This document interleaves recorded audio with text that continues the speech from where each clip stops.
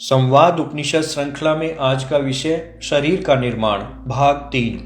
हमारे स्थूल शरीर के भीतर का सारा व्यापार प्राणों के आधार पर चलता है। सूक्ष्म होने से प्राण हमें दिखाई नहीं देता, इसीलिए शरीर के इस भाग को सूक्ष्म शरीर कहते हैं। जीवन की सभी मूल गतिविधियां सूक्ष्म धरातल पर ही चलती हैं। आत्मा या चेतना सूक्ष्म है, बुद्धि सूक्ष्म है, ऊर्जा के सभी स्वरूप सूक्ष्म है, मन सूक्ष्म है, भावनाएं, इच्छाएं आदि भी सूक्ष्म हैं और प्राण सूक्ष्माति सूक्ष्म है। हमारा सूक्ष्म धरातल बहुत विशाल है। शरीर तो इनका वाहन है। सभी कुछ तो शरीर में ही घटता है, इसीलिए इसको शरीर माध्यम खलु धर्म साधनम कहा गया है, अर्थात धर्म का सबसे पहला साधन शरीर है। प्राणों का व्यापार प्रकृति सत्य रज तम के आधार पर भी चलता है और मन के आधार पर भी। मन में उठने वाली इच्छाएं प्राणों को प्रेरित करती हैं। मन की इच्छा से प्रेरित होकर प्राणों के द्वारा जो शरीर की चेष्टा होती है, उसकी आधारशिला सत रज तम तीनों में से कोई भी हो सकती है। यही प्रकृति की प्रेरणा कही जाती है। यह अनिवार्य है। प्राण ही शरीर में गतिविधियों के हेतु बनते हैं। कई बार ऐसा भी होता है कि इच्छाएं उठती ही रहती हैं, किंतु उनकी पूर्ति नहीं हो पाती। अनेक कारणों से अधूरी इच्छाएं निरंतर अनेक प्राणों को भीतर प्रवाहित करती रहती हैं। व्यक्ति कई सपने देखता है, सारे सपने पूरे नहीं होते, सपने भी बंद नहीं होते। शरीर में प्राणों की हलचल बनी ही रहती है। कई बार न चाहते हुए भी काम करना पड़ता है। भीतर मन में क्षोभ बना रहता है। प्राण धारा का एक अलग प्रवाह बनता जाता है। इसी प्रकार ईर्ष्या, द्वेष, हठ, लोभ आदि के स्पंदन भी प्राणों को निरंतर चलायमान रखते हैं। हमें इसका आभास ही नहीं होता।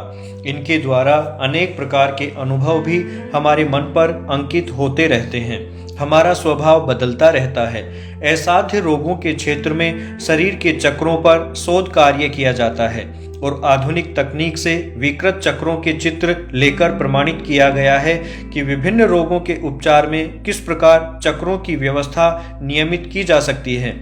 व्यक्ति के भावों में जैसे जैसे परिवर्तन आता है, विभिन्न चक्रों की आकृति भी उसी के अनुरूप बदलती जाती है।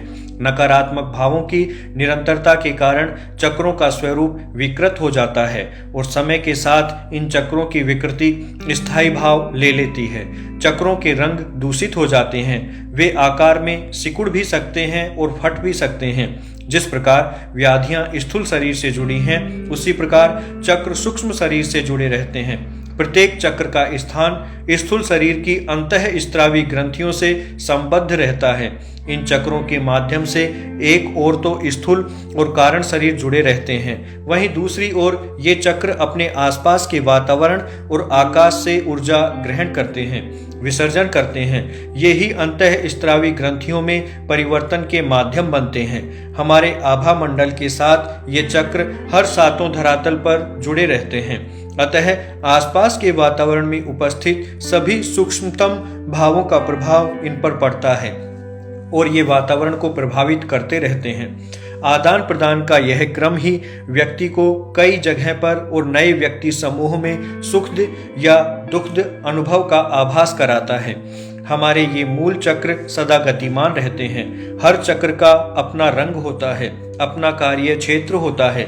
हमारे तीनों शरीरों में प्रत्येक के साथ चक्र विशेष और 7 परत वाला आभा मंडल होता है।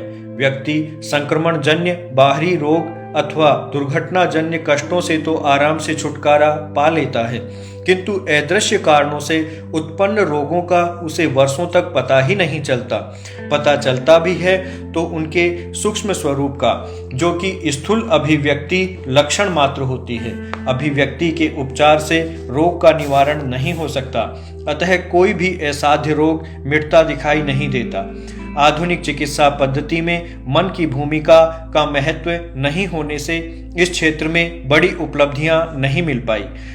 वह केवल शल्य चिकित्सा से अंग भंग तक पहुंच सकी है, किंतु मूल कारण के बने रहने पर ऐसे रोगों में अंग भंग का लाभ भी नहीं मिल पाता।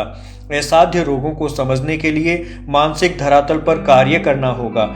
ये रोग भीतर से बाहर की ओर आते हैं, इस तथ्य को स्वीकार करना होगा। हमारे स्थूल शरीर में ऊर्जा संचरण का मुख्य केंद्र रीढ़ है। इसी में ईड़ा, पिंगला और सुषुम्ना नाड़ियां चलती हैं। सुषुम्ना के भीतर भी चित्रा, वज्रा और ब्रह्मा नाम की सूक्ष्म नाड़ियां रहती हैं, जो अति सूक्ष्म प्राणों की मार्ग हैं। इनका नीचे का भाग मूलाधार चक्र से शुरू होता है और ऊपर ब्रह्मरंध्र तक जाता है। रीढ़ हमारी प्राण वाहिका है। ईड़ा और पिंगला मूलाधार से उठकर हर ऊर्जा केंद्र पर एक दूसरे में मिलती हुई ऊपर उठती हैं तथा नासिका तक जाती हैं। शरीर में जो 5 स्थूल प्राण हैं, उनमें व्यान ही पूरे शरीर में व्याप्त रहता है। अपान नाभि के नीचे के भागों में समान, नाभि के चारों ओर उदान, गले के ऊपरी भाग में और प्राण गले एवं श्वास केंद्रों में कार्यरत रहता है। हृदय के कार्य में सहयोग करता है। सभी सूक्ष्म प्राण सुषुम्ना के भीतर वज्रा, चित्रा और ब्रह्मा नाड़ियों में प्रभावित रहते हैं। इस प्रकार हमारा मूल मन अव्यय से आता है। हमारा मूल प्राण ऋषि प्राण भी अव्यय से ही प्रसारित होता है।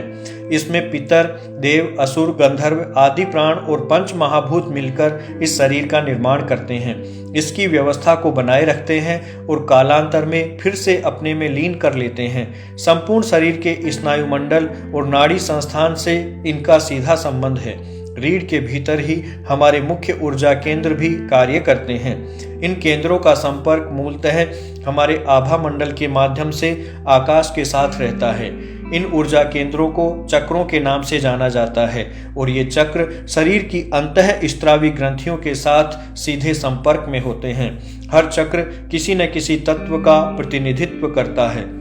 भारतीय परंपरा में इन्हीं तत्वों के आधार पर चक्रों के रंगों का विवेचन मिलता है, जबकि पाश्चात्य साहित्य में इन रंगों का क्रम इंद्रधनुष के रंगों के क्रम के अनुरूप ही दिखाया गया है।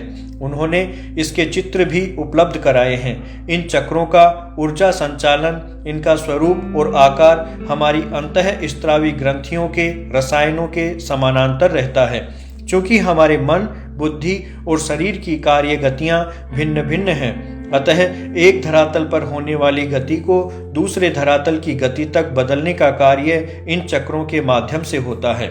रीढ़ के नीचे अंतिम छोर पर स्थित मूलाधार चक्र अपने नाम के अनुरूप ही हमारे शरीर का आधार है। यही जीवन शक्ति का मूल स्रोत है।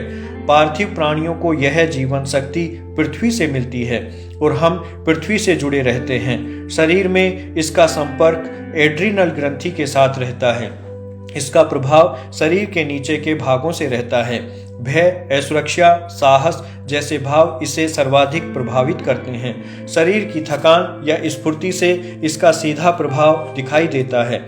इसमें विकृति आने पर कमर, घुटनों में दर्द, मोटापा, व्यसन, मानसिक गिरावट आदि देखने को मिलते हैं। इसके ऊपर स्वाधिष्ठान चक्र है। इसका संबंध गोनाड ग्रंथि से रहता है। इसके संचालन का आधार जल तत्व है। इसका प्रभाव क्षेत्र विसर्जन का कार्य करता है।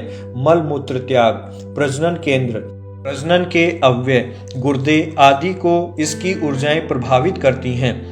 इन सभी अवयवों में जल की प्रधानता है। चंद्रमा मन को और जल को प्रभावित करता है, अतः इस चक्र की सभी गतिविधियां हमारे मनोभावों के साथ जुड़ी रहती हैं। जल की तन्मात्रा है रस। रस का संबंध जिह्वा से है। रस युक्त अथवा निरस कार्य दोनों ही इस केंद्र को प्रभावित करते हैं। भावनात्मक होने से यह केंद्र अति संवेदनशील भी है। कामुकता का भी सर्वाधिक प्रभाव इस केंद्र पर होता है।